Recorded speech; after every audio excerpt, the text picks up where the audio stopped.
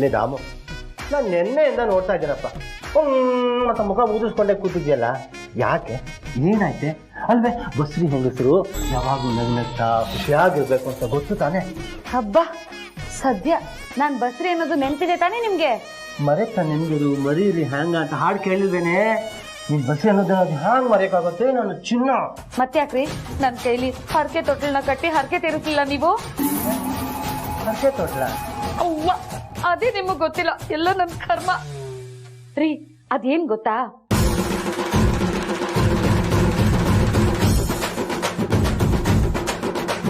ಓ ಇಷ್ಟೇನಾ? ಜನನಿಗೆ ಹರಕೆ ತೊಟ್ಲೆ ಕಟ್ಟಿದ್ ಕೇಳಿ ಬಹಳ ಸಂತೋಷ ಆಯ್ತು ಕಣೆ. ನಿನಗೂ ಕಟ್ಬೇಕಾಗಿತ್ತಪ್ಪ. ನೀನ್ ಅವತ್ತೇ ಅದನ್ನ ನಂಗೆ ಹೇಳ್ಬೇಕಾಗಿತ್ತು ತಾನೆ. ನೀನೇನು ಬೇಜಾರು ಮಾಡ್ಕೋಬೇಡ, ನಾಳೆನೇ ದೇವಸ್ಥಾನ ಕರ್ಕೊಂಡು ಹೋಗ್ತೀನಿ, ನಿನ್ ಕೈಲಿ ಹರಕೆ ತೊಟ್ಲು ಕಟ್ಟಿಸ್ಬಿಡ್ತೀನಿ, ಏನು? ಹಾ ಸರಿ ಸರಿ. ಆದ್ರೆ ಈ ವಿಷಯ ಮನೆಯಲ್ಲಿ ಯಾರಿಗೂ ಗೊತ್ತಾಗೋದು ಬೇಡ. ಮತ್ತೆ ನಿನ್ ವಯಸ್ಸಿನ ಬಗ್ಗೆ ಯಾರಾದ್ರೂ ಮಾತಾಡಿದ್ರೆ ಮರ್ಯಾದೆ ಹೋಗೋದು ನಿಂದೆ, ನೆನ್ಪಿರ್ಲಿ. ಇನ್ನೊಂದ್ಸಲ ನನ್ನ ವಯಸ್ಸಿನ ಬಗ್ಗೆ ಮಾತಾಡಿದ್ರೆ ಜೀವ ತೆಗೆದು ಬಿಡ್ತೀನಿ ರೀ. ನನ್ಗೆ ಇನ್ನೊಂದ್ ಬಯಕೆ ಆಗ್ತಾ ಇದೆ. ಏನಿಲ್ಲಮ್ಮ?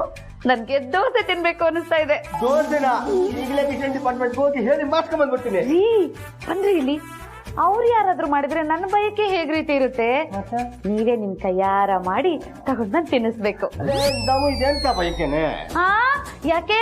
ಮೊದಲನೇ ಮಗು ಬಸ್ರಿ ಇದ್ದಾಗ ಮಧ್ಯರಾತ್ರಿ 2 ಗಂಟೆಯಲ್ಲಿ ಬಿಸಿಬೇಳೆ ಬಾತ್ ಬೇಕು ಅಂದ ತಕ್ಷಣ ನೀವೇ ಓಡೋಡೋಗಿ ಮಾಡ್ಕೊಂಡ್ ಬಂದು ನನಗೆ ತಿನ್ಸಿದ್ರಿ. ಈಗೆಲ್ಲ ಪ್ರೀತಿ?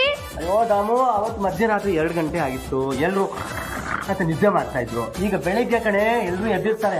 ಅಣ್ಣನು ಅತ್ತಿಗೆನೋ ನೋಡಿ ಏನು ಅಂತ ಕೇಳ್ಬಿಟ್ರೆ ಏನು ಅಂತ ಉತ್ತರ ಕೊಡೋದು. ಅಯ್ಯೋ ಅದಾ, ನಿಮ್ ಅಣ್ಣ ಅತ್ತಿಗೆನು ಬೆಳಿಗ್ಗೆನೆ ಎಲ್ಲೋ ಹೋದ್ರು, ಯಾರು ಮನೇಲಿಲ್ಲ, ಎಲ್ಲೋದ್ರು ಅಂತಾನೂ ಗೊತ್ತಿಲ್ಲ. ನೀವ್ ಹೋಗಿಪ್ಪ ದೋಸೆ ಮಾಡ್ಕೊಂಡ್ ಬಂದ್ ತಿನ್ಸಿ. ಹಾಗಾದ್ರೆ ಸೂಪರ್ ಕಡೆ. ಹೋಗಿ ಹೀಗ್ ಬಂದೆ. ನನ್ ಗಂಡ ಮೋಹನ್. ಫ್ರೆಂಡ್ಸ್, ನಿಮ್ಗೂ ದೋಸೆ ಬೇಕಾ? ಅಪ್ಪ ತಗೋ. ಏನಕ್ಕಪ್ಪ ಇದು? ನೀನು ಹುಟ್ಟಿದಾಗ ನೀನು ಮೊದಲನೇ ಸ್ವೆಟರ್ ಹಾಕೊಂಡಿದ್ದು ಯಾವ್ದು ಗೊತ್ತಾ? ನಿಮ್ಮಮ್ಮ ತನ್ನ ಕೈಯಾರ ಹೆಣೆದಿದ್ದು. ಸಾಮಾನ್ಯವಾಗಿ ಬಸ್ರಿ ಹೆಣ್ಮಕ್ಳು ತಮ್ಮ ಹುಟ್ಟೋ ಮಗುಗೆ ಈ ರೀತಿ ಏನಾದರೂ ಎಣಿಕೆ ಮಾಡ್ತಾ ಇರ್ತಾರೆ. ನೀನು ಹುಟ್ಟೋ ಮಗುಗೆ ಟೋಪಿನೋ ಸ್ವೆಟ್ರೋ ಕೈ ಚೀಲವೋ ಕಾಲು ಚೀಲವೋ ಏನಾದರೂ ಎಣಿಕೆ ಮಾಡಲಿ ಅಂತ ತಗೊಂಬಂದೆ.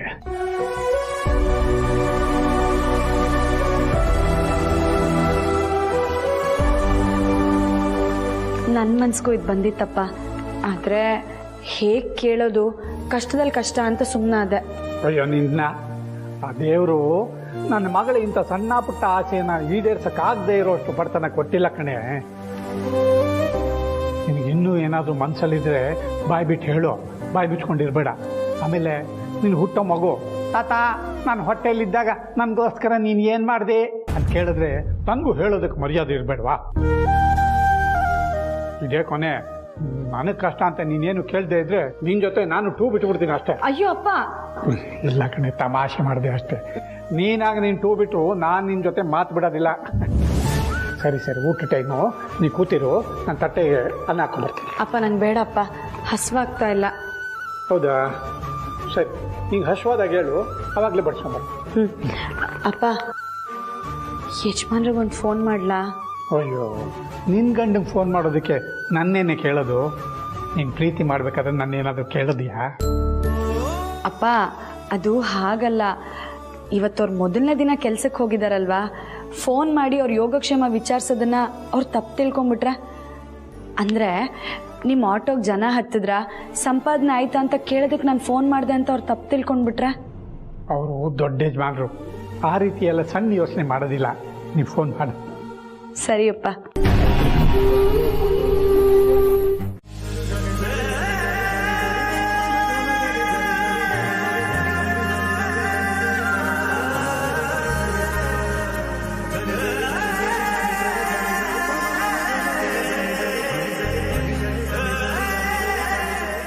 ಅಜ್ಜಿ, ನಿಮಗೆ ನಿಮ್ಮವರು ಅಂತ ಯಾರು ಇಲ್ವಾ? ಮಗ, ಮೊಮ್ಮಕ್ಕಳು, ಅಣ್ಣ, ತಮ್ಮ? ಇದಾರಪ್ಪ, 4 ಜನ ಮಕ್ಕಳಿದ್ದಾರೆ. ಅವ್ರನ್ನ ಸಾಕ್ತಾ ಸಾಕ್ತಾ ನನಗೂ ವಯಸ್ಸಾಯ್ತು. ಅವರೆಲ್ಲ ವಯಸ್ಸಿಗೆ ಬಂದರು, ಒಳ್ಳೊಳ್ಳೆ ಕೆಲಸದಲ್ಲಿದ್ದಾರೆ. ಆದ್ರೆ ಅವರೆಲ್ಲ ಸೇರ್ಕೊಂಡು ನನ್ನೊಬ್ಬಳನ್ನ ಸಾಕಕ್ಕಾಗಲ್ವಂತೆ. ಅದಕ್ಕೆ ನನ್ ತಂದು ಇಲ್ಲಿ ಬಿಟ್ಟಿದ್ದಾರೆ. ತಿಂಗಳಿಗೊಬ್ಬೊಬ್ರು ಈ ಆಶ್ರಮಕ್ಕೆ ದುಡ್ಡು ಹಾಕ್ತಾರೆ. ಆದ್ರೆ ಬಂದು ನೋಡ್ಕೊಂಡು ಹೋಗೋಕೆ ಅವ್ರಿಗೆ ಟೈಮ್ ಇಲ್ಲ. ಅದಕ್ಕೆ ನಾನೇ ಆವಾಗ ಅವ್ರ ಮನೆಗೆ ಹೋಗಿ ಬರ್ತೀನಿ. ಈಗಲೂ ಒಬ್ಬ ಮಗನ ಮನೆಗೆ ಹೋಗಿ ಬಂದೆ. ಆ ದೇವ್ರಿಗೆ ನನ್ನನ್ನು ಕರ್ಕೊಳ್ಳೋ ಅವಸರ ಇದೆಯೋ ಇಲ್ವೋ, ಆದ್ರೆ ನನ್ನ ಮಕ್ಕಳಿಗೆ ಮಾತ್ರ ಅವ್ರ ಮನೆಯಿಂದ ಇಲ್ಲಿ ಕಳಿಸೋ ಅವಸರ. ನನ್ನ ಕತೆ ಬಿಡಪ್ಪ, ದೇವರು ಬಾ ಅಂತಿಲ್ಲ, ಜನ ನನ್ನ ಇರು ಅಂತಿಲ್ಲ. ಅಯ್ಯೋ ಬಿಡು. ಬೇಡ ಅಜ್ಜಿ, ಈ ದುಡ್ಡನ್ನ ನೀವೇ ಇಟ್ಕೊಳ್ಳಿ. ನಿಮಗೆ ಏನಕ್ಕಾದರೂ ಆಗುತ್ತೆ. ನನ್ನನ್ನು ನಿಮ್ಮ ಮಗ ಅಂತ ಅಂದ್ಕೊಳ್ಳಿ, ಸಂಕೋಚ ಪಡಬೇಡಿ. ಅಷ್ಟು ಪುಣ್ಯ ನಾನು ಮಾಡಲಿಲ್ಲ ಬಿಡಪ್ಪ. ನಿನ್ನ ಆಟೋಲ್ಲಿ ನಾನು ಕೂತು ಇನ್ನೂ 10 ನಿಮಿಷ ಆಗಿಲ್ಲ. ಅಷ್ಟರಲ್ಲಿ ನೀನು ನನ್ನ ಕಷ್ಟ ಕೇಳಿ ದುಡ್ಡು ಬೇಡ ಅಂತಿದ್ಯಲ್ಲಪ್ಪ. ಆದರೆ ನನ್ನ ಮಕ್ಕಳು ನನ್ನನ್ನೇ ಬೇಡ ಅಂದ್ಬಿಟ್ರು. ಮೊದಲನೇ ದಿನ ಮೊದಲನೇ ಬೋಣಿ ಅಂದೆ, ಆದರೆ ಹಂಗೆ ನಿನ್ನ ಕಳ್ಸೋಕ್ಕೆ ನನಗೆ ಮನಸ್ಸಿಲ್ಲಪ್ಪ. ತಗೊಳಪ್ಪ. ಬೇಡ ಅಜ್ಜಿ, ಬರಿಗೈಲಿ ಹೋಗೋದಕ್ಕೆ ನನಗೂ ಇಷ್ಟ ಇಲ್ಲ. ತಾಯಿ ಸ್ಥಾನದಲ್ಲಿ ನಿಂತು ನನಗೆ ಆಶೀರ್ವಾದ ಮಾಡಿ. ಅಯ್ಯೋ ಸುಖವಾಗಿರಪ್ಪ.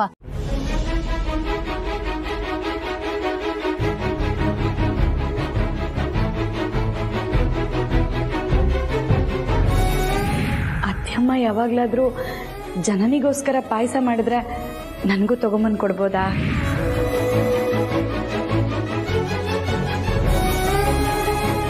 ಬಸರಿ ಬೈಕೆ ತಡ ಮಾಡಬಾರ್ದು. ಆದಷ್ಟು ಬೇಗ ಅಖಿಲ ಮಾಡೋ ಪಾಯಸನ ತಗೊಂಡು ಹೋಗಿ ನನ್ನ ಸೊಸೆ ಪಾರ್ವತಿ ಕೊಡಬೇಕು. ಈಗಷ್ಟೇ ಹಬ್ಬ ಮುಗಿದಿದೆ. ಸದ್ಯಕ್ಕಂತೂ ಯಾವ ಸ್ವೀಟ್ ಮಾಡೋ ಸಾಧ್ಯತೆ ಇಲ್ಲ. ಅಖಿಲ ಪಾಯಸ ಮಾಡೋ ಸಂದರ್ಭನ ನಾನೇ ಹೇಗಾದರೂ ಕ್ರಿಯೇಟ್ ಮಾಡಬೇಕು. ಆದರೆ ಹೇಗೆ?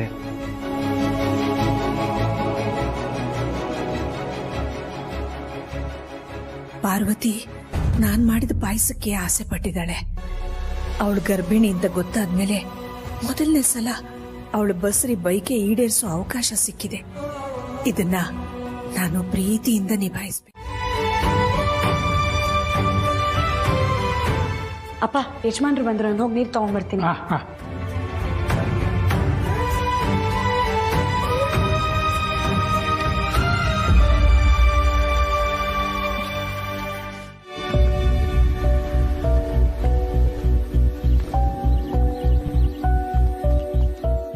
ಬನ್ನಿ ದೊಡ್ಡ ಯಜಮಾನ್ರೆ, ಕೂತ್ಕೊಳ್ಳಿ.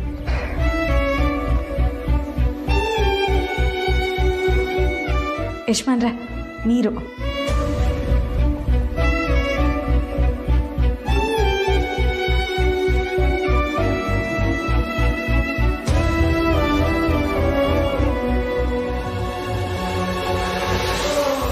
ದೊಡ್ಡ ಯಜಮಾನ್ರೆ, ಹೇಗಿತ್ತು ಮೊದಲನೇ ದಿನದ ಕೆಲಸ? ₹1 ಕೂಡ ಸಂಪಾದನೆ ಆಗಲಿಲ್ಲ. ಗ್ಯಾಸ್ ದುಡ್ಡು ಕೂಡ ವಾಪಸ್ ಬರಲಿಲ್ಲ. ಅಲ್ಲ ಯಜಮಾನ್ರೆ, ನಾನು ಅವಾಗಲೇ ಫೋನ್ ಮಾಡಿದಾಗ ಈಗ ತಾನೇ ಯಾರೋ ಅಜ್ಜಿ ಇಳಿಸ್ತಾ ಇದ್ದೀನಿ ಅಂತ ಹೇಳಿದ್ರಲ್ಲ. ಆದರೆ ಅವ್ರ ಹತ್ರ ದುಡ್ಡು ತೊಗೊಳೋಕ್ಕೆ ಮನಸ್ಸು ಬರಲಿಲ್ಲ ಪಾರು.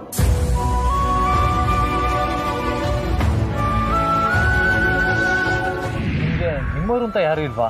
4 ಜನ ಮಕ್ಕಳಿದ್ದಾರೆ.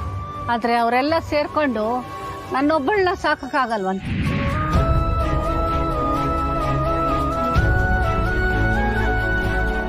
ಅಲ್ಲ ಯಜಮಾನ್ರೆ, ಅದಾದ್ಮೇಲೆ ಇಡೀ ದಿನ ಇತ್ತಲ್ವಾ, ಯಾರೂ ಆಟೋ ಹತ್ತಲಿಲ್ವಾ? ಸರ್ ನಮ್ಮ ತಾಯಿ ಔಷಧಿ ಕಾಲವಿದೆ, ಅದನ್ನ ನಾನೇ ತೊಗೊಂಡೋಗ್ಬೇಕು. ಈ ಟ್ರಿಪ್ನ ನನಗೆ ಕೊಟ್ಟರೆ ನಾನೇ ಕರ್ಕೊಂಡು ಹೋಗ್ತೀನಿ.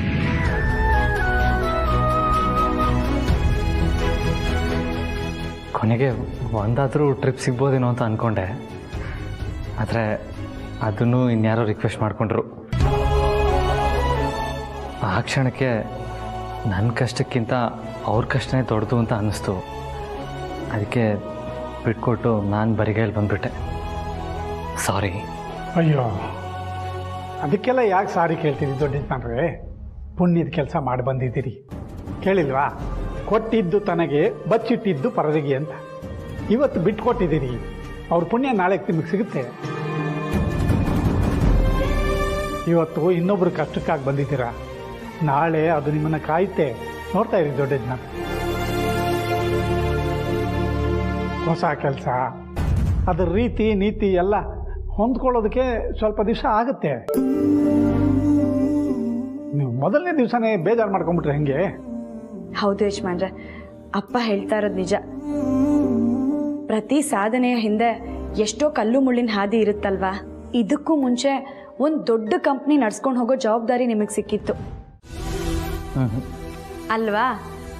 ಆದರೆ ಕೆಲವೇ ವರ್ಷಗಳಲ್ಲಿ ನೀವು ಮಾಡಿರೋ ಸಾಧನೆಗಳು ನಿಮ್ಮ ಫೋಟೋ ಸಮೇತ ಪೇಪರಲ್ಲಿ ಬರೋ ಹಾಗಾಯ್ತು ತಾನೆ. ಇದನ್ನು ಹಾಗೆ ಅನ್ಕೊಳ್ಳಿ. ನನಗದ್ರ ಅರಿವಿದೆ ಪಾರು, ಧೈರ್ಯನೂ ಇದೆ. ಆದರೆ ನೀವೆಲ್ಲಿ ಕೂಗೋಗ್ತಿರೋ ಅಂತ ಅಂದ್ಕೊಂಡಿದ್ದೆ. ಆದರೆ ಸಾರಥಿ ಮಗಳು ತಾನೂ ಕುಗ್ಗಲ್ಲ, ತನ್ನ ಜೊತೇಲಿರೋರ್ನೂ ಕುಗ್ಗಕ್ಕೆ ಬಿಡಲ್ಲ ಅಂತ ಅರ್ಥ ಆಯಿತು. ಥ್ಯಾಂಕ್ಸ್ ಪಾರು, ಅರ್ಥ ಮಾಡ್ಕೊಂಡಿದ್ದಕ್ಕೆ. ಸಾರಥಿ, ಥ್ಯಾಂಕ್ ಯು ಧೈರ್ಯ ಹೇಳಿದ್ದಕ್ಕೆ. ಇದೇನು ದೊಡ್ಡ ಯಜಮಾನ್ರೆ, ನಮ್ಮಲ್ಲಿ ಥ್ಯಾಂಕ್ಸ್ ಯಾಕೆ? ಸುಸ್ತಾಗಿದ್ದೀರಿ, ಸುಧಾರಿಸ್ಕೊಂಡು ಊಟ ಮಾಡಿ ಮಲಗಿದ್ರೆ ಸುಸ್ತೆಲ್ಲ ಕಳೆಯುತ್ತೆ.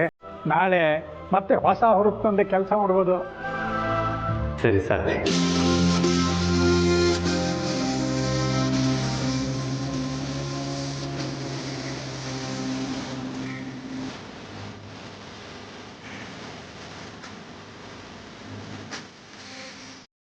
ಅತ್ತೆ, ನಂಗೆ 2 ಲೋಟ. ಜನನಿ, ನಾನು ನಿನಗೆ ಪಾಯಸ ಕೊಡ್ತೀನಿ, ಎಷ್ಟು ಬೇಕಾದ್ರೂ ಕೊಡ್ತೀನಿ. ಆದ್ರೆ ಒಂದು ಕಂಡೀಷನ್ ಅಮ್ಮ, ಪಾಯಸ ಕುಡಿದ್ಬಿಟ್ಟು ಸುಮ್ಮನೆ ಇದ್ದು ಬಿಡೋದಲ್ಲ. ನಿನಗಿನ್ನೂ ಏನೇನ್ ತಿನ್ಬೇಕು ಅನ್ಸುತ್ತೆ, ಕತೆ ಕೇಳಿಸ್ಕೋಬೇಕು ಅನ್ಸುತ್ತಾ, ಸಿನಿಮಾ ನೋಡ್ಬೇಕು ಅನ್ಸುತ್ತಾ, ಏನೇ ಆಸೆಗಳಿದ್ರು ಅದನ್ನ ನನ್ನ ಹತ್ರ ಹೇಳ್ಕೋಬೇಕು. ನಮ್ ಸೊಸೆಯ ಬಸರಿ ಬೈಕೆನ ಈಡೇರಿಸೋದು ನಮ್ ಕರ್ತವ್ಯ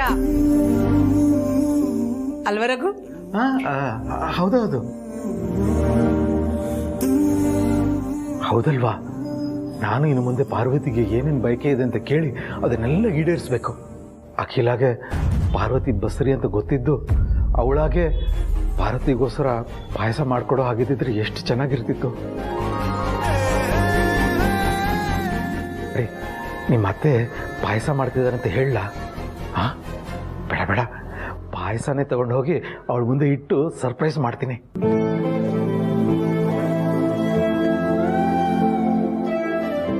ನನಗೂ ಪಾಯಸ ಬೇಕು ಅಂತ ಕೇಳಿ ಮಾಡಿಸ್ಕೊಳ್ಳೋ ಸ್ಥಿತಿ ಬಂದಿದೆ.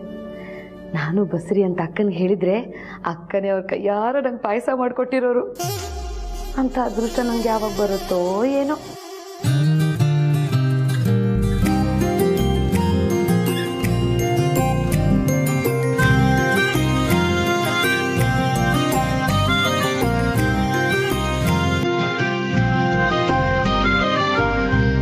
ಬಂದೇ ಬರ್ತಾರೆ ಪ್ರೀತು, ಬರೋವರೆಗೂ ವೆಯ್ಟ್ ಮಾಡೋಣ.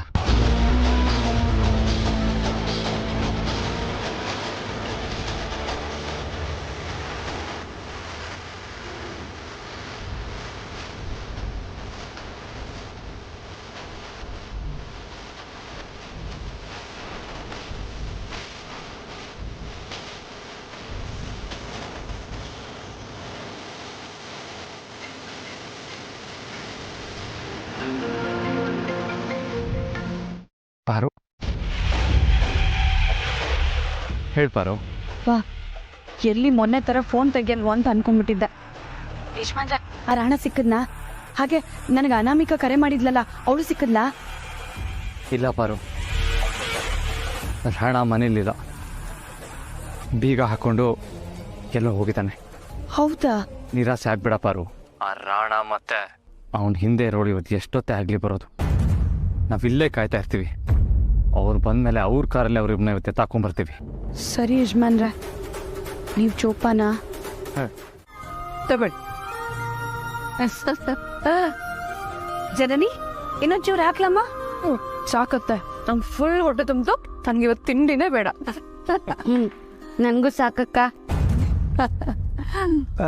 ಅಖಿಲ, ಇಷ್ಟೊಂದು ಪಾಯಸ ಉಳಿದಿದೆ, ಯಾರಿಗೆ? ನಿಮಗೆ.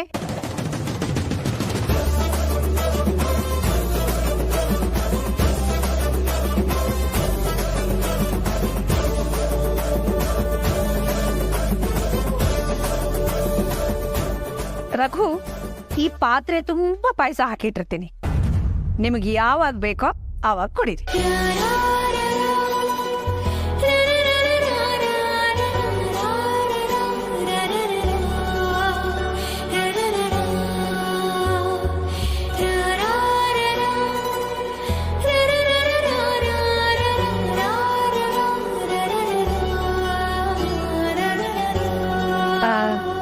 ರಘು, ಅಲ್ಲಿಟ್ಟಿರ್ತೀನಿ.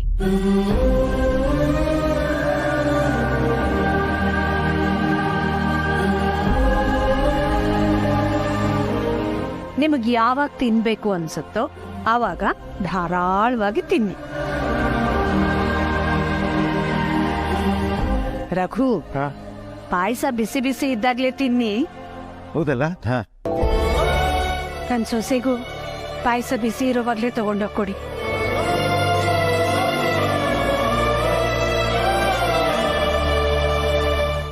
ಯಾಕೋ ಗೊತ್ತಿಲ್ಲ ರಘು, ನಾನು ಮುಂಚೆ ಹಾಡ್ಕೋತಾ ಇದ್ದ ಲಾಲಿ ಹಾಡುಗಳು, ಮರ್ತೋಗಿದ್ದ ಜೋಗಳದ ಹಾಡುಗಳನ್ನೆಲ್ಲ ನೆನ್ಪು ಮಾಡಿಕೊಂಡು ಮತ್ತೆ ಮತ್ತೆ ಹಾಡ್ಕೋಬೇಕು ಅನ್ನಿಸ್ತಾ ಇದೆ.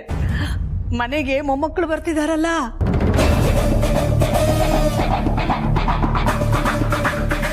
ಅಖಿಲಾಗೆ ನಮ್ಮ ವಂಶ ಬೆಳೆಸೋದಕ್ಕೆ ಒಂದು ಮೊಮ್ಮಗು ಅಲ್ಲ 2 ಮೊಮ್ಮಕ್ಕಳು ಬರ್ತಾ ಇದೆ ಅಂತ ಗೊತ್ತಾಗ್ಬಿಟ್ಟಿದ್ಯಾ? ಜನನಿ ಹಾಗೆ ಪಾರ್ವತಿ ಕೂಡ ಬಸರಿ ಅವಳ ಹೊಟ್ಟೆಯಲ್ಲಿ ನಮ್ಮ ವಂಶದ ಕುಡಿ ಬೆಳೀತಾ ಇದೆ ಅಂತ ಅವಳು ಗೊತ್ತಾಗೋಯ್ತಾ? ಪಾರ್ವತಿ ತಾಯಿ ಆಗ್ತಿರೋದನ್ನ ರಘು ನನ್ನ ಮುಂದೆ ಹಂಚ್ಕೊಂಡಿಲ್ಲ ಅಂದ್ರೆ ಅದು ಅವರ ಅಸಹಾಯಕತೆ ಇರ್ಬೋದು. ಈಗ ಪಾರ್ವತಿ ಪ್ರೆಗ್ನೆನ್ಸಿ ಬಗ್ಗೆ ನನಗೂ ಗೊತ್ತು ಅನ್ನೋದು ಇವರಿಗೆ ಖುಷಿ ವಿಷಯನೋ ಟೆನ್ಷನ್ ವಿಷಯನೋ ಗೊತ್ತಿಲ್ಲ. ಕ್ಲಾರಿಟಿ ಸಿಗೋವರೆಗೂ ನಾನು ಗೊತ್ತಿಲ್ಲದೆ ಇರೋಳ್ ಥರನೇ ಇದ್ಬಿಡ್ಬೇಕು.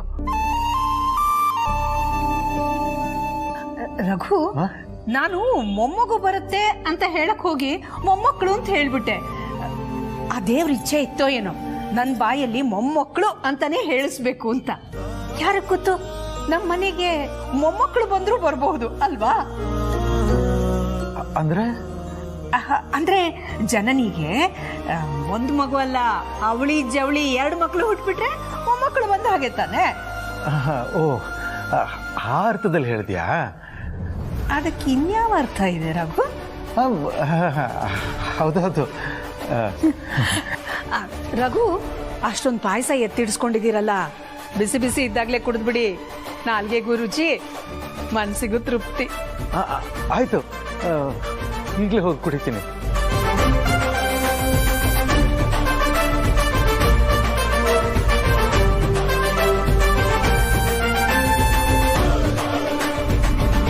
ಅಖಿಲ ಇಲ್ಲೇ ಇದ್ದಾಳೆ. ಅವಳು ಮುಂದೆನೆ ಹಾಗೆ ಪಾರ್ವತಿಗೆ ಪಾಯಸ ತಗೊಂಡು ಹೋಗ್ಲಿ.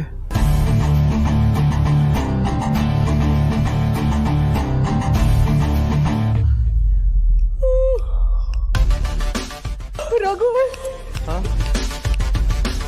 ನಾನು ರೂಮ್ಗೆ ಹೋಗಿ ಒಂದು ಅರ್ಧ ಗಂಟೆ ರೆಸ್ಟ್ ಮಾಡ್ತೀನಿ. ನೀವು ಆರಾಮಾಗಿ ಪಾಯಸ ಕುಡಿದು ಬನ್ನಿ, ಆಯ್ತಾ? ಆಯ್ತು ಅಖಿಲ, ತುಂಬಾ ಥ್ಯಾಂಕ್ಸ್.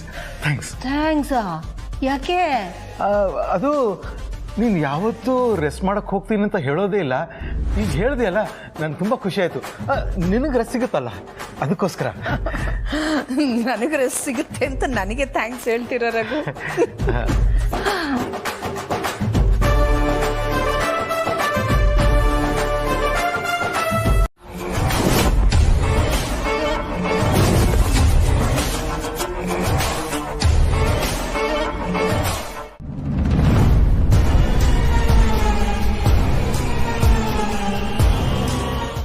ಶೋ ಹಲ್ಫೆಟ್ ಇಲ್ದೇನೆ ಬಂದ್ಬಿಟ್ಟಿದ್ದೀನಲ್ಲ. ಇಲ್ಲಿ ನನ್ನ ಯಾರಾದ್ರೂ ನೋಡೋಕ್ಕಿಂತ ಮುಂಚೆ ಇಲ್ಲಿಂದ ಎಸ್ಕೇಪ್ ಆಗ್ಬಿಡ್ಬೇಕು.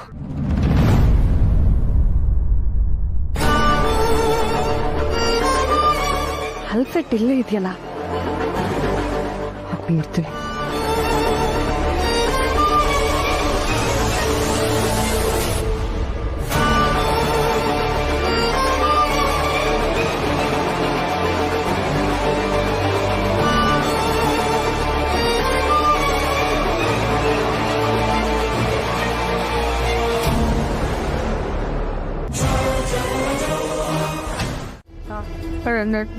ನೋ ಮೇಡಮ್, ಇದೊಂದ್ಸಲ ಎಕ್ಸ್ಕ್ಯೂಸ್ ಕೊಡಿ ಪ್ಲೀಸ್.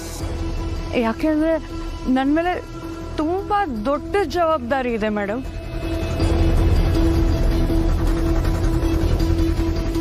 ಆ ಜವಾಬ್ದಾರಿನ ನಿಭಾಯಿಸ್ಬೇಕು ಅಂದರೆ ನಾನಿಲ್ಲೇ ಈ ಕೆಲಸ ಮಾಡಬೇಕು ಮೇಡಮ್.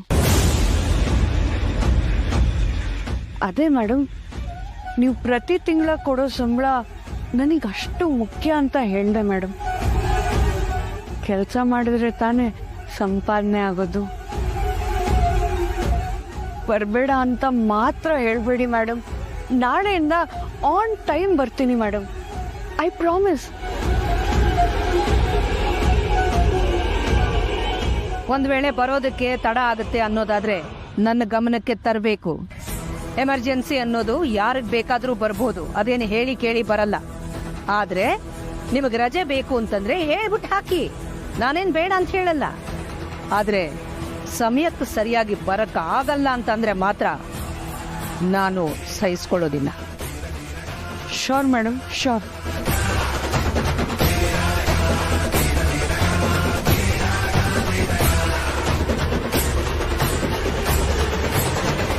ನನ್ನನ್ನು ನಮ್ಮ ಮಾವನ್ನ ಎಳ್ಕೊಂಡು ಬರ್ತೀನಿ ಅಂತ ನನ್ನ ಮನೆ ಬಾಗ್ಲಿಗೆ ಬಂದಿದ್ದು ಇವ್ರ ಮಕ್ಳಿಗೆ ಬರಿಗಳು ಕಳಿಸ್ದೆ ಅಂತ ಖುಷಿಯಲ್ಲಿದ್ದೆ. ಆದ್ರೆ ಈ ಅಖಿಲ ಹತ್ರ ಬಯಸ್ಕೊಂಡು ಖುಷಿ ಎಲ್ಲ ಹಾಳಾಗೋಯ್ತು. ನಿನ್ ಯಾವ ಖುಷಿ ಹಾಳಾಗೋಯ್ತಮ್ಮ?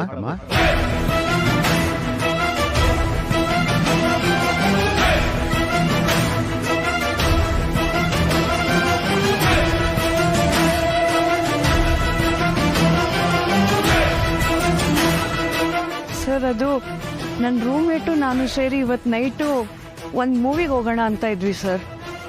ನಾನು ತುಂಬ ಖುಷಿಯಾಗಿದ್ದೆ. ಆದರೆ ಸಡನ್ನಾಗೆ ನನ್ನ ರೂಮ್ಮೇಟ್ಗೆ ನೈಟ್ ಶಿಫ್ಟ್ ಹಾಕ್ಬಿಟ್ಟಿದ್ದಾರೆ. ಅದಕ್ಕೆ ನನ್ನ ಖುಷಿ ಎಲ್ಲ ಹಾಳಾಗೋಯ್ತು ಅಂತ ಹೇಳಿದೆ ಅಷ್ಟೇ ಸರ್. ಅಷ್ಟೇನಾ? ಯಾವತ್ತೂ ಇಲ್ದಿರೋ ಕಹಿ ನಿನ್ ಮಾತಲ್ಲಿತ್ತು, ಅದಕ್ಕೆ ಹಾಗೆ ಕೇಳಿದೆ. ನೋಡಮ್ಮ, ಹೆಣ್ಮಕ್ಳು ಯಾವತ್ತೂ ಶಾಂತವಾಗಿ ನಗ್ನಗ್ತಾ ಇರಬೇಕು. ನನ್ನ ದೊಡ್ಡ ಸೊಸೆ ಪಾರ್ವತಿ ತರ. ಸರಿ, ಬಾಮ ಒಳಗೆ.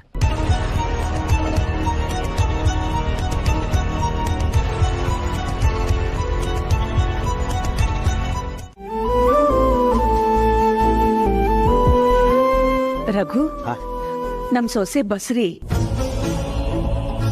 ಸೊಸೆನಾ? ಅದೇ ಜನನಿ. ಅವಳನ್ನ ಟೈಮಿಗೆ ಸರಿಯಾಗಿ ಡಾಕ್ಟರ್ ಹತ್ರ ಚೆಕಪ್ ಕರ್ಕೊಂಡು ಹೋಗ್ಬೇಕು ಅಲ್ವಾ? ಅಲ್ಲ ಅಖಿಲ, ಈ ವಿಷಯ ನನ್ನ ಹತ್ರ ಡಿಸ್ಕಸ್ ಮಾಡೋ ಅಗತ್ಯ ಇದೆಯಾ? ಜನನಿ ನೋಡ್ತಿರೋದು ನಮ್ಮ ಫ್ಯಾಮಿಲಿ ಡಾಕ್ಟರ್ ವೈಫ್ ತಾನೆ. ಅವ್ರಿಗೊಂದು ಫೋನ್ ಮಾಡ್ಕೊಂಡು ಹೋದ್ರೆ ಆಯ್ತು. ಹಾ, ಹೌದಲ್ಲ. ಅಂದ್ರೆ ನಾನು ಜನನಿ ಬಗ್ಗೆ ಮಾತ್ರ ಹೇಳ್ತಾ ಇಲ್ಲ, ನಮ್ಮ ಅರಸನ ಕೋಟೆಗೆ ಸಂಬಂಧಪಟ್ಟ ಎಲ್ಲರ ಆರೋಗ್ಯದ ಬಗ್ಗೆನೂ ಹೇಳ್ತಾ ಇದ್ದೀನಿ. ಅರ್ಥ ಆಗ್ಲಿಲ್ಲ.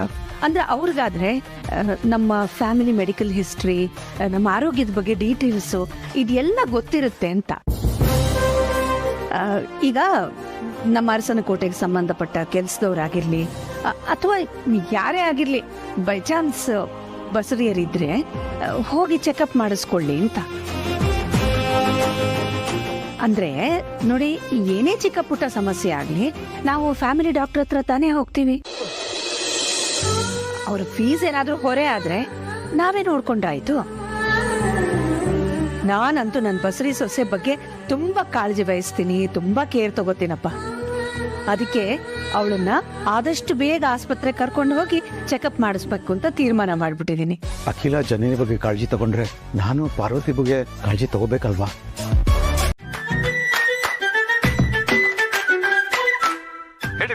ಆದಿತ್ಯ, ಈಗ ಪಾರ್ವತಿಗೆ ಎಷ್ಟನೇ ತಿಂಗಳು? ಎಷ್ಟು ತಿಂಗಳ? ಈಗ ನನ್ನ ಸೊಸೆ ಪಾರ್ವತಿಗೆ ಎಷ್ಟನೇ ತಿಂಗಳು ನಡೀತಾ ಇದೆ ಅಂತ ಕೇಳಿದೆ. 3 ತಿಂಗಳು. ಡಾಕ್ಟರ್ ಚೆಕಪ್ಗೆ ಪ್ರತಿ ತಿಂಗಳು ತಪ್ಪದೆ ಕರ್ಕೊಂಡು ಹೋಗ್ತಿದ್ಯಾ ತಾನೆ? ಪಾರ್ವತಿ ಬಸರಿಯಾಗಿದ್ದ ವಿಷಯನ ಫಸ್ಟ್ ಟೈಮ್ ಹೇಳಿದ್ದು ಸಾವಿತ್ರಮ್ಮ. ಆ ವಿಷಯನ ಪಾರ್ವತಿ ನನಗೆ ಹೇಳಿದ್ಲು. ಅತಿಯಾದ ಸಂತೋಷವಾದ ವಿಷಯನ, ಅತಿಯಾದ ದುಃಖದ ವಿಷಯನ ಪದೇ ಪದೇ ಪರೀಕ್ಷೆ ಮಾಡಿ ಕನ್ಫರ್ಮ್ ಮಾಡೋದು ಒಳ್ಳೇದಲ್ವಾ? ಅದಕ್ಕೆ ಅವತ್ತೊಂದ್ಸಲ ನಮ್ಮ ಫ್ಯಾಮಿಲಿ ಡಾಕ್ಟರ್ ಹತ್ರ ಪಾರ್ವತಿನ ಕರ್ಕೊಂಡು ಹೋಗಿದ್ದೆ ಅಷ್ಟೇ, ಮತ್ತೇನು ಕರ್ಕೊಂಡು ಹೋಗಿಲ್ಲಪ್ಪ. ಏನಪ್ಪ ಆದಿತ್ಯ, ಇಂಥ ವಿಷಯದಲ್ಲಿ ಯಾರು ನೆಗ್ಲೆಕ್ಟ್ ಮಾಡ್ತಾರಾ? ಅಪ್ಪ, ನನ್ನ ಹೆಂಡತಿ ಮತ್ತು ಅವ್ಳ ಹೊಟ್ಟೆಲ್ ಬೆಳೀತಿರೋ ಮಗು ವಿಷಯದಲ್ಲಿ ನಾನು ನೆಗ್ಲಿಜೆನ್ಸಿ ತೋರಿಸ್ತೀನಾ? ಪಾರ್ವತಿನೇ ಹೇಳಿದ್ದು, ನಾನು ಯಾವುದೋ ಆಯುರ್ವೇದಿಕ್ ಮಾತ್ರೆಗಳನ್ನ ತಗೊಳ್ತಾ ಇದ್ದೀನಿ, ಇವಾಗ ಯಾವ ಹಾಸ್ಪಿಟಲ್ಗೂ ಹೋಗೋದು ಬೇಡ ಅಂತ. ಅವಳು ಹೇಳಿದ್ಲು, ನೀನು ಕೇಳ್ಬಿಟ್ಟೆ. ಚೆನ್ನಾಗಿದ್ದೀರಾ ಇಬ್ರು? ನೋಡು, ನಿನ್ನ ಅಪ್ಪನಾಗಿ ನಾನು ಹೇಳ್ತಾ ಇದ್ದೀನಿ, ನಾಳೆನೇ ಪಾರ್ವತಿನ ಹಾಸ್ಪಿಟಲ್ ಕರ್ಕೊಂಡು ಹೋಗ್ಬೇಕು. ಅದು ನಮ್ಮ ಫ್ಯಾಮಿಲಿ ಡಾಕ್ಟರ್ ಹತ್ರನೇ ಕರ್ಕೊಂಡು ಹೋಗ್ಬೇಕು. ಯಾಕಂದ್ರೆ ಅವ್ರಿಗೆ ನಮ್ಮ ಇಡೀ ಫ್ಯಾಮಿಲಿ ಮೆಡಿಕಲ್ ಹಿಸ್ಟ್ರಿ ಗೊತ್ತು. ಈಗಲಿಂದಾನೇ ಡೆಲಿವರಿ ಆಗೋವರೆಗೂ ಅವ್ರ ಹತ್ರನೇ ತೋರಿಸ್ಕೋಬೇಕು. ಆಗ್ಲೇ ನಂಗೆ ನೆಮ್ಮದಿ. ಫೀಸ್ ಬಗ್ಗೆ ಏನು ತಲೆ ಕೆಡ್ಸ್ಕೋಬೇಡ. ಆನ್ಲೈನ್ ಪೇಮೆಂಟ್ ಮಾಡ್ತೀನಿ, ಡಾಕ್ಟರ್ ಹತ್ರ ನಾನು ಮಾತಾಡ್ತೀನಿ. ಹಿಂದೆ ಒಂದ್ಸಲ ಸಾರ್ಥಿ ಪಾರ್ವತಿಗೆ ವಿಷ ಹಾಕಿದಾಗ ಆ ಹಾಸ್ಪಿಟಲ್ ಖರ್ಚೆಲ್ಲ ನೀವೇ ಪೇ ಮಾಡಿದ್ರಿ ಅಪ್ಪ. ಅವಾಗ ಅಮ್ಮಂಗೆ ಆ ವಿಷಯ ಗೊತ್ತಾಗಿತ್ತು. ಇವಾಗ ಮತ್ತೆ ನೀವು ಆ ಬಿಲ್ಲೆಲ್ಲ ಪೇ ಮಾಡಿದ್ರೆ ಅಮ್ಮಂಗೆ ಈ ವಿಷಯನೂ ಗೊತ್ತಾಗುತ್ತೆ, ಆಮೇಲೆ ಪಾರ್ವತಿ ಬಸರಾಗಿರೋ ವಿಷಯನೂ ಗೊತ್ತಾಗುತ್ತೆ. ಅದು ಬೇಡ ಅಪ್ಪ. ನಾನು ಹೇಗೋ ಹ್ಯಾಂಡಲ್ ಮಾಡ್ತೀನಿ. ಇವಾಗೇನು ನಿಮ್ಮ ಮುದ್ದಿನ ಸೊಸೆನ ಅರಸನಕೋಟೆ ಫ್ಯಾಮಿಲಿ ಡಾಕ್ಟರ್ ಹತ್ರ ತೋರಿಸ್ಬೇಕು ಅಷ್ಟೇ ತಾನೇ? ನಾನು ಕರ್ಕೊಂಡು ಹೋಗ್ತೀನಿ. ಇದು ನನ್ನ ಮಗ ಅಂದರೆ ಇದು. ನಾಳೆ ಬೆಳಗ್ಗೆ ನೀನು ನನ್ನ ಸೊಸೆ ಪಾರ್ವತಿ ಇಬ್ರು ಹಾಸ್ಪಿಟಲ್ ಹೋಗೋದನ್ನ ನಾನು ನೋಡಕ್ ಕಾಯ್ತಾ ಇರ್ತೀನಿ. ಓಕೆ? ಸರಿಯಪ್ಪ, ಆಯ್ತು. Good night. ಆಯ್ತು, ಗುಡ್ ನೈಟ್ ಮಗನೇ.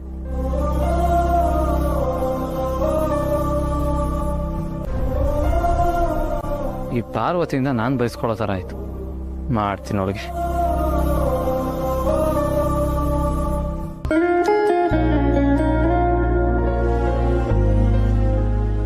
ಆದಿತ್ಯ ಪಾರ್ವತಿನ ಕರ್ಕೊಂಡು ನಾಳೆನೇ ಆಸ್ಪತ್ರೆಗೆ ಹೋಗೋ ಥರ ಮಾಡಿದ್ದಾಯ್ತು. ನಾನು ಅವ್ರ ಜೊತೆಗೆ ಹೋಗೋ ಹಾಗಿದ್ರೆ ಎಷ್ಟು ಚೆನ್ನಾಗಿರ್ತಾ ಇತ್ತು. ಪಾರ್ವತಿ ಆರೋಗ್ಯದ ಬಗ್ಗೆ ಡಾಕ್ಟರ್ ಏನ್ ಹೇಳ್ತಾರೆ ಅಂತ ನಾನೇ ನನ್ನ ಕಿವಿಯಾರೆ ಕೇಳ್ಕೊಳ್ಳೋ ಹಾಗಿದ್ರೆ, ಸ್ಕ್ಯಾನಿಂಗ್ನಲ್ಲಿ ನನ್ನ ಮೊಮ್ಮಗು ಚಿತ್ರನ ಕಣ್ತುಂಬ ನೋಡೋ ಹಾಗಿದ್ರೆ ಎಷ್ಟು ಚೆನ್ನಾಗಿರ್ತಾ ಇತ್ತು. ಈಗಲೂ ಯಾಕೆ ಹಾಗೆ ಮಾಡಬಾರ್ದು? ಜನನೀನು ಅದೇ ಸಮಯಕ್ಕೆ ಆಸ್ಪತ್ರೆ ಕರ್ಕೊಂಡು ಹೋದ್ರೆ ಆಯ್ತಲ್ವಾ?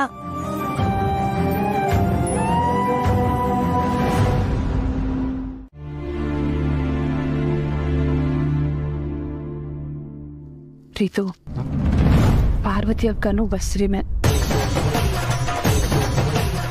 ನನಗಿಲ್ಲಿ ಸಿಗ್ತಾ ಇರೋ ಥರ ಟೈಮ್ಗೆ ಸರಿಯಾಗಿ ಹಾಲು ಹಣ್ಣು ಎಲ್ಲ ಅವ್ರಿಗೆ ಸಿಗ್ತಾ ಇದೆಯೋ ಇಲ್ವೋ?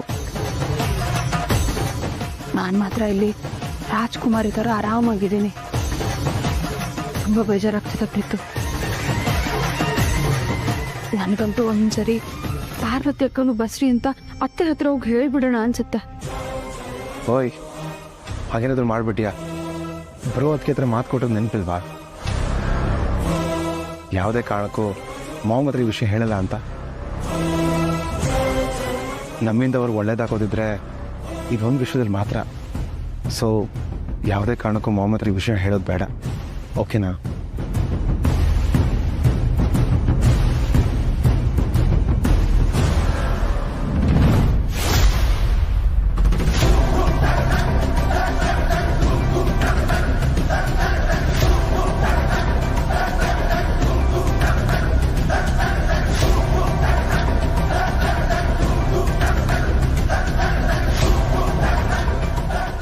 ಮಾಮ್, ನೀವು ಯಾವಾಗ ಬಂದ್ರಿ? ಈಗ ತಾನೇ ಬಂದೆ.